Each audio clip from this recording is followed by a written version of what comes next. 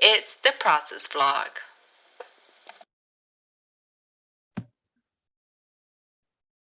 What's up, everybody? It's another one with me, Canary Balance. And the SLYCE. It's Lizzie, and What we up? are The process. What up, man? How you been? How you doing? Oh man, still kicking it. Happy Friday Eve. How about yourself? I'm all good, bro. You know me, another day, another dollar. Man, but we got some things to talk about tonight. Got some heated topics. We're gonna start off with this one because I think it's important that we kind of focus on building our lives better, right? Absolutely. And one thing I want to talk about tonight is money management. So a lot of people, like during COVID, either you lost a lot of money or you figured something out, you gained a lot of money. But the thing for the people who are gaining money, or even the people who really don't got it like that, if you're just still getting the $300 checks, the most important thing is money management, right? Facts. So we see a lot of people out here, and I'm included too, that have mismanaged money, especially younger guys, right?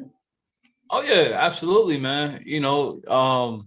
Get out there and get reckless, man. I know when I was like, well, I've been pretty good at managing money, but in high school, I was really spending money on clothes like crazy. Clothes and sneakers was my thing, and hats. Oh yeah. Bro, hats has been my thing since I was like 12 years old. Always had a hat on. But going to my 20s, I used to mismanage money a lot. Because in my 20s, I used to like going to a strip club. So I would go there, tip, cash, throwing money, we having fun, we buying drinks, we lit in here. You get to the end of the night, you start checking your account. Yo, what have I done? Facts. Big facts. Been there. Right.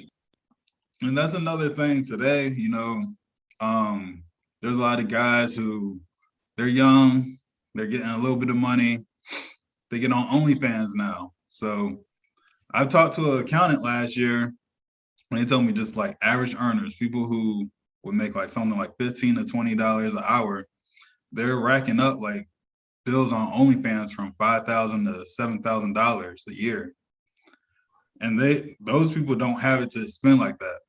One thing you can find with someone, what they find important is if you check where their money is going. And that's a big mismanagement from upgrading yourself. It's a shortcut. But even getting away from like OnlyFans, there's other things people do.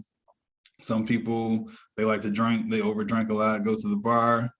Some people, they like to club a lot, go to the club, Even if you're just going to Starbucks and paying like for these little like $9 coffees with almond milk, that adds up throughout the month, right? Yeah, man, that adds up big time, man. It's those vices, Some, of course, we got our normal daily expenses, but it's our vices that really come back to bite us if we don't tame them right. You know what I'm saying? Like you said, the Starbucks, man. Caramel ribbon crunches be getting me, man. That joint add up real quick on me. But it's, yeah, you're right. It's about taming that and having a good understanding of what you need versus what you want. Right. Because ain't nothing cool about being out here, them bills come and you're just like, man, I don't got it, but let me tip this OnlyFans girl, or let me buy this Starbucks drink, let me, whatever it is. It's just one of those things that I was thinking about. Yeah, definitely, for sure. But moving on, man, what you been thinking about with indie artists lately? Oh man, it's an interesting space, right? Because and we talked about this before, but it's an interesting space because it's such an oversaturated lane, man. It's like it's good because you have so many options to record and to put on a full production just from your home or a local studio or whatnot versus having to go through a major, just to get access to certain things. Flip side of that is, since everybody can do it, everybody is doing it, right? So it's harder for people to actually get discovered, to get heard, to actually stand out because everybody's trying to stand out. So it's an interesting space, man. I think like we were talking about before, I think back in when we like around high school time was when Soldier Boy, like he really exposed that. Like he was the one who really exposed that, busted it right open, like showing like, yo, you can make a hit from the house. And like I said, there's both good and bad because everybody doing it, trying to do it at least. Right. He's like pretty much one of the first people we've seen go from making hits in his closet to going on tour the next year. Yeah. Like we never seen nobody do that. All the artists we've seen before that, they was working at places like Doppler, Patchwork, real big studios with real big engineers that knew how to like process you. But like Soulja Boy, I don't even know if he had that cranked that song mixed at first. I really think he might have just recorded it and then put it out, then it caught fire, and then he re-recorded it and mixed it.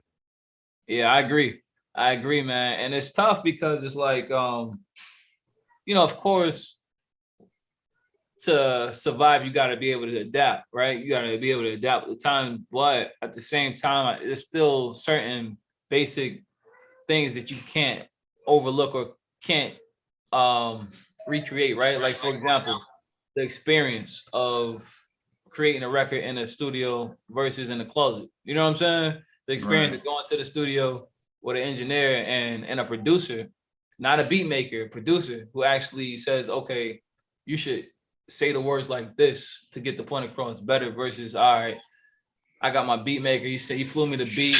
He's somewhere completely different. And I'm just going to go ahead and just rap it how I feel like it. Right. But even, and you are right about that. There's nothing like being around someone who can like direct you. Those really, to me, are when the best songs are made. But then like kids today would be like, well, look at someone like Russ, who does all of it by himself. He makes the beats, he sings the songs, and then he engineers it. So they'll think like, oh, well, if he can do that, I can do that type of deal. Or, that childish optimism that they can do. Some people don't understand the work that takes. And that's the thing, they'll just go out and do that and like put out some bullshit product. And then some younger kids here, they're like, oh, this is hot. And now like the quality of music is dropped. There's a fine line between, I was gonna say the fine line, I think, between inspiration and ignorance, right? Yeah. What I mean by that is like, we all wanted to be like Jordan, right? Obviously, we all wasn't Jordan, right? So it's like it's almost like, all right, so the NBA just let everybody in this joint. Everybody can get in the NBA now to be like Jordan. And when they perform, the audience is like, this ain't Jordan. You know what I'm saying? But there's so many different teams now. It's hard for the actual Jordan to get seen in a way. You know what I mean? Right, bro. And you're so right. And that's such a good segue into our next topic. We talking about sports, NBA, baby. It's the playoffs. It's the playoffs. And we're going to run down real quick some predictions and some statuses of some series. So I'm going to save my biased favorite for last. But first, I'm going to go into congrats to Phoenix for making it to the next round, conference finals. Phoenix, I believe it was Denver who they beat. They swept them, actually. But prayers out to Chris Paul. So it seems like every year, every time he progresses in the playoffs, something happens, an injury or something. Well, this year he ended up having COVID, man. So prayers to Chris Paul. He got they found that out, I think it was yesterday or the day before. So hopefully he'll be all set to come for the next round and be ready to hoop. Staying in the West, we got the Clippers and Utah. The series is 3-2 for the Clippers. I got the Clippers. I'm predicting the Clippers to take that. I picked, but Utah's no slouch. They got some hungry young boys out there that I don't think they're gonna go away without a fight. It might go 7, I think. What else we got? Brooklyn and Milwaukee is actually on right now. That series is 3-2 Brooklyn, and Brooklyn can close it out today, which I think they will. They should. KD just gonna have to go beast mode like he did last game. James Harden just gonna have to knock down some shots and they'd be solid. And then last but not least, the home team, the shocker, the surprise, the sleeper, the Hawks, the Atlanta Hawks are 3-2 against the Philly 76ers. I didn't see that coming, man. I don't think anybody saw that coming. But you know what? The Hawks, they've really stepped up over the last few years because they play pretty hard every year. Even though they haven't won a championship, they are fighting to win one in a way. You get what I'm saying? Oh yeah, they're a scrappy team. They scrappy young team, man. They said put some respect on our name, so I hope they keep that up. And I would not mind at all seeing them upset the Sixers. Like I said, I picked the Sixers to win the series coming into it. I'm not going to change my pick now, but I want the Hawks to win. I want them to beat them in 6, and now that would be a huge statement.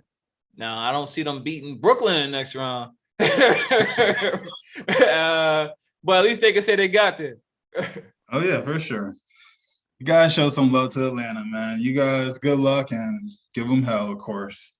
Yes, sir. But that's another one with us. I'm Canary Valens. SLYCE. Peace. Peace.